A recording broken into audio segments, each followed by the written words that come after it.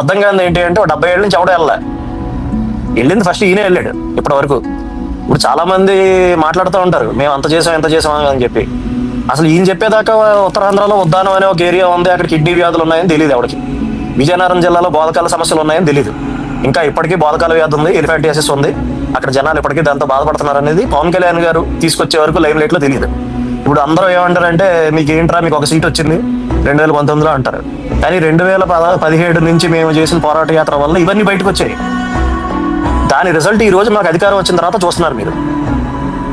Okay, కాబట్టి అదేమి మేము మా ఫెయిల్యూర్ అని మేము అనుకోవట్లేదు. అది మా ఫస్ట్ స్టెప్పింగ్ స్టోన్ సక్సెస్కి. ఈ రోజు అధికారం వచ్చింది కాబట్టి ఇంకా రెస్పాన్సిబుల్ గా చేయగలుగుతున్నాం. అధికారం రాకపోయి ఉన్నా కూడా పవన్ కళ్యాణ్ గారు ఆదిలాబాద్ లో చేసినట్టు ఆయన సొంత నిధులు ఖర్చు పెట్టి ఎంతో కొంత చిన్న స్థాయిలో చేయగలిగేవాడు. ఈరోజు అధికారం వచ్చింది కాబట్టి 1000కి పైగా గ్రామాల్లో రోడ్లు వేయగలుగుతున్నాడు. అసలు రోడ్డు అంటే ఏంటో చూడకుండా డోలీల్లో కొండల మించి కిందకు వచ్చేటటువంటి గ్రామాల్లో మీకు ఇండిపెండెన్స్ వచ్చిన తర్వాత, ఈ దేశానికి స్వాతంత్రం వచ్చిన తర్వాత ఏ నాయకుడు పర్యటించినటువంటి గ్రామాల్లో, ఎక్కడ రోడ్లు అయినటువంటి గ్రామాల్లో ఆయన వెళ్ళి పర్యటించి ఈరోజు వేయగలుగుతున్నాడు. అది ఆయనకు వచ్చిన అధికారం దానికి రిజల్ట్ తప్ప ఆయన ఇంటెన్షన్ ఓడిపోయినప్పుడు అదే, గెలిచినప్పుడు అదే ఆ ప్రాంతానికి సంబంధించినంత వరకు. అండ్ ఎక్కడ ఉన్నాడు, ఎక్కడ బస చేశాడు అంటే డుమ్రిగూడ మండలంలో బస చేశాడు నైట్. సరే ఈ డుమ్రిగూడ మండలం ఏంటి అంటే మీకు అసలు గుర్తుండుంటే 2018లో ఎమ్మెల్యే గారైన కిడారి సర్వేశ్వరరావు గారిని, తర్వాత తెలుగుదేశం పార్టీకి అక్కడ లోకల్ లీడర్ అయినటువంటి సివేరి సోము గారిని, వీళ్ళిద్దరిని కూడా మావోయిస్టులు కాల్చి చంపేశారు. అంత ప్రాబ్లమేటిక్ ఏరియాలో ఒక డిప్యూటీ చీఫ్ మినిస్టర్ ఓ రాత్రి అంతా అక్కడ ఉండిపోయి కాలినడకని నడుచుకుంటా టాపరాయి దాటి ఈ గ్రామాలకు వెళ్తున్నాడు అంటే అతనికి ప్రజాసేవ చేయాలి, ప్రజల కోసం మనం నిలబడాలి అనే ఇంటెన్షన్ కానీ చిత్తశుద్ధి కానీ లేకపోతే అసలు ఎందుకు వెళ్తాడు? ఇది point number 1. And okay, road చేస్తున్నాడు, ఇవన్నీ ఓకే, చాలా మంది మాట్లాడారు. కానీ ఒకటి మాత్రం ఫ్యాక్ట్ ఏంటంటే 8 ఏళ్ళ పిల్లాడు ఇంట్లో ఉంటే ఆడు జస్ట్ కింద పడిపోతేనే మనకి గుండె ఆగినంత పని వద్ది.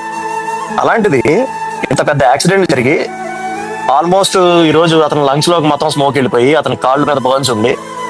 ఇంత జరిగినప్పుడు కొడుక్కి అతను ఏ మాదిరిగా అసలు ఈ టూరు నేను కంటిన్యూ నేను ఆ గ్రామానికి నేను ప్రామిస్ చేశాను, నేను అది ఫినిష్ చేసుకుని వెనక్కి వెళ్తాను అన్నది ఏదైతే ఉందో అది అసలు ఇంకా దట్ ఈస్ ద ఎపిట్. ఉండాల్సినటువంటి ఏ క్యారెక్టరిస్టిక్స్ లో మీరు తీసుకున్నా కూడా అవన్నీ ఆయనలో ఉన్నాయి అనేది ఇంకెంతకన్నా బెస్ట్ ఎగ్జాంపుల్ ఇంకొకటి లేదు. సో 100 డిసాటిస్ఫాక్షన్స్ ఉండొచ్చు మాలాంటి వాళ్ళకి పవన్ కళ్యాణ్ పార్టీ నడిపే విధానంలో ఉండొచ్చు, లేదంటే ఈ కమిటీల విషయంలో ఉండొచ్చు, 100 ఉండొచ్చు ఇష్యూస్. నిజంగా ఈ జనాలకు నేను ఏదో ఒకటి చెయ్యాలి అనేటటువంటి ఆ ఇంటెంట్ ఏదైతే ఉందో అందులో అసలు కాన్ఫ్లిక్టే లేదు. శత్రువు అయినా సరే పొగడాల్సిందే పవన్ కళ్యాణ్. ఎందుకంటే ఈ రోజు ఏదైతే ఈ గ్రామం చేస్తున్నాడో ఇది హిస్టరీలో ఉండిపోద్ది పవన్ కళ్యాణ్ పేరు మీద. ఎందుకంటే నాకు తెలుసు రోడ్ వేయడం అంటే ఏదో చాలా రోడ్ వేయడం ఏముంది అంటే సిటీల్లో ఉండే వాళ్ళకి దాని ప్రాముఖ్యత, దాని ఇంపార్టెన్స్ అర్థం కాదు. ఇప్పుడు గోదావరి జిల్లాలో జిఎంసి బాలయోగ్ గారు ఉండేవాళ్ళు, లోక్సభ స్పీకర్ కింద కూడా చేశారు ఆయన. అన్ఫార్చునేట్లీ ఆయన హెలికాప్టర్ యాక్సిడెంట్ లో చనిపోయారు. మీరు ఇప్పటికే అమలాపురం చుట్టుపక్కలకి వెళ్ళని దేవుళ్ళ చూస్తారు బాలయోగ్ గారిని. ఎందుకు? కొన్ని లంక గ్రామాలకి రోడ్లు వంతెనలు వేశారు ఆయన పేరు చరిత్రలో ఉండిపోయింది. అలాగా మీరు ఇప్పటికీ కొన్ని గ్రామాలు, పాసలపూడి లంక ఇలాంటి కొన్ని గ్రామాలకు మీరు వెళ్ళండి. ఈ లంక గ్రామాలకు మీరు వెళ్తే జిఎంసి బాలయోగ్ గారిని irrespective of community, cost, anything ఆయన ఒక దేవుళ్ళ చూస్తారు జనాలు. ఎందుకంటే వాళ్ళకి కావాల్సింది ఏంటి? యాక్సెస్. ఒక పక్కన ఒక కాకినాడ, అమలాపురం లాంటి టౌన్ ఉంది, ఆ టౌన్కి వెళ్ళాలంటే పడవలో వెళ్ళాలి.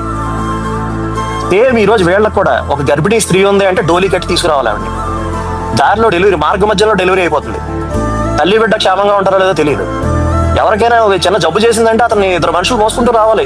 ఇంకా మనం బతుకుతున్న ఇలాంటి సమాజంలో విశాఖపట్నం లాంటి మన రాష్ట్రంలోనే అతిపెద్ద సిటీకి దగ్గరలో ఉన్నారు ఈ జనాలు.